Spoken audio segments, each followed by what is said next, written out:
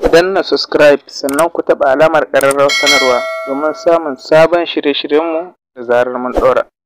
Assalamu alaikum wa rahmatullahi ta'ala wa barakatuhu. Barkanmu da warhaka, barkanmu da kasancewa a wannan channel tamu mai albarka.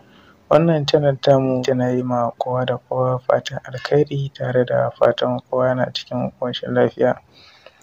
Kamar yadda kuka sani, wannan channel tamu mai albarka tasha ce da ta ɗauki nauyin kawo mana muhimman bayanai a ɓangaren mu'amalar aure wato jima'i. Wannan channel tamu ba ta tsaya iya nan ba, ta haɗa da kawo mana muhimman bayanai kuma ingantattu domin wayar da kan ma'aurata a ɓangaren mu'amalar aure wato jima'i.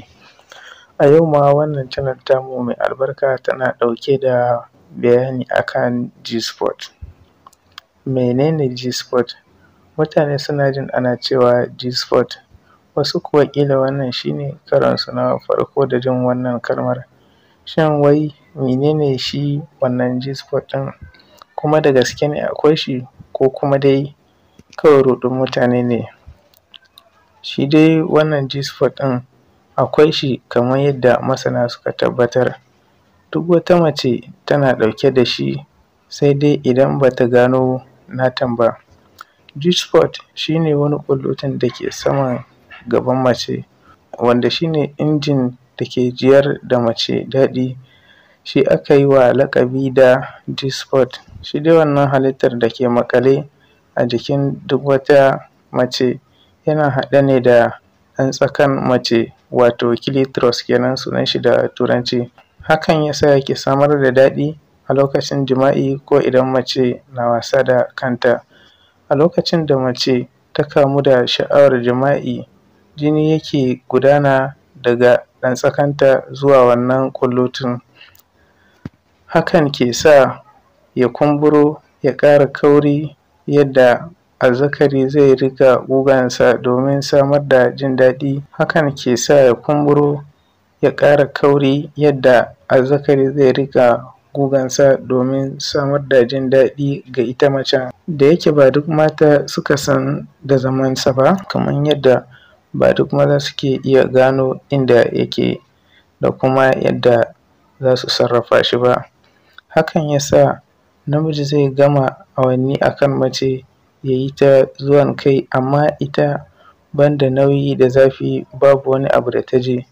Kaso 60 na maza cikin 100 a kullum burinsu shi ne su zura azzakarinsu cikin farjin mace ba tare da tunanin shi ke sa ta jin daɗi.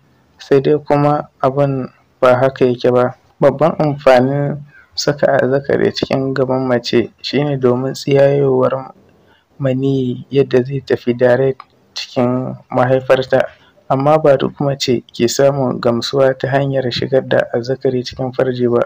Babu macen da za a mata wasa da wannan ƙullutun ba a kai ta ƙololuwar jin daɗin jima'i ba.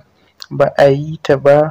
Ƙwararru wajen sarrafa G-spot har sumar da mace suke yi saboda tsabar jiyar da ita daɗi. Tabbas ana iya zungurowa mace ƙullutun da azzakari, amma sai namijin da ya iya sarrafa mace kuma ya san inda mazaunin ƙullutun nata yake.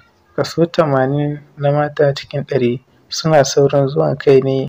Kaso 80 cikin 100 suna saurin zuwan kai ne ta wasa da wannan wajen ta hanyar sakace.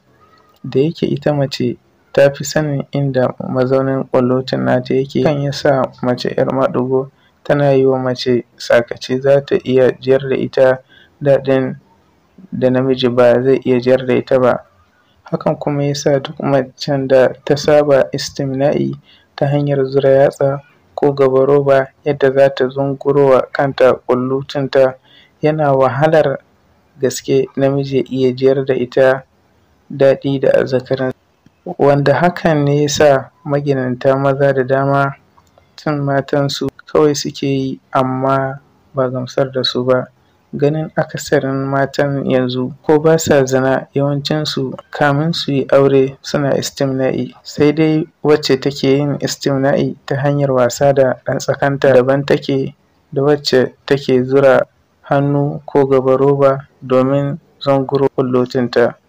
Wannan ya sa Dole duk namijin da yake son ganin yana gamsar da matarsa duk lokacin da ya yi jima'i da ita, dole ya yi ƙoƙarin gano ina ne ƙullutin jiyar da daɗinta yake, kuma yaya ake yi wa mace wasa da shi. Duk tsawon azzakarinka da kuma kaurinsa, muddin ba za ka iya zunguro wa mace wannan wajen ba, ganinka take ka tara kayan da ba za ka iya aiki da shi ba.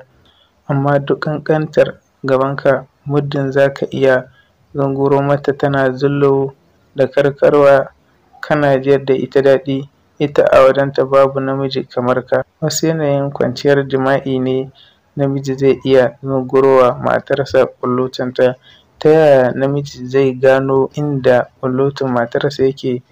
Yaya ake yi wa mace sakace? Ta hanyar wasa da ƙullutunta. Yana da kyau ka tsaya ka fahimci matarka sosai a yanayin jima'i, kuma sannan ka tattauna da ita domin samun gamsuwarta, saboda gamsuwar mace abu ne da yake da matuƙar muhimmanci sosai. Dole ka tattauna da mata akan ya za ka yi ka jiyar da ita daɗi. Ya zama wajibi a lokacin da kuke mu'amala da matarka ka nutsu kuma ka fahimce ta menene tafi jin daɗi a yayin jima'inku, sannan kuma ka samu lokaci da ita ko da cikin hikima ne ka ɗan yi mata shan ciki menene tafi jin daɗinsa a yayin jima'i domin gamsar da ita. Darasinmu zai tsaya a nan, saboda haka ina fatan 'yan uwa maza da mata za su saurari wannan bidiyo da ya kamata kuma za su yi aiki da shi. Sai mun sake haɗuwa. Ku danna subscribe sannan ku taɓa alamar ƙararrawar sanarwa domin samun sabon shirye-shiryenmu da zarar mun ɗora.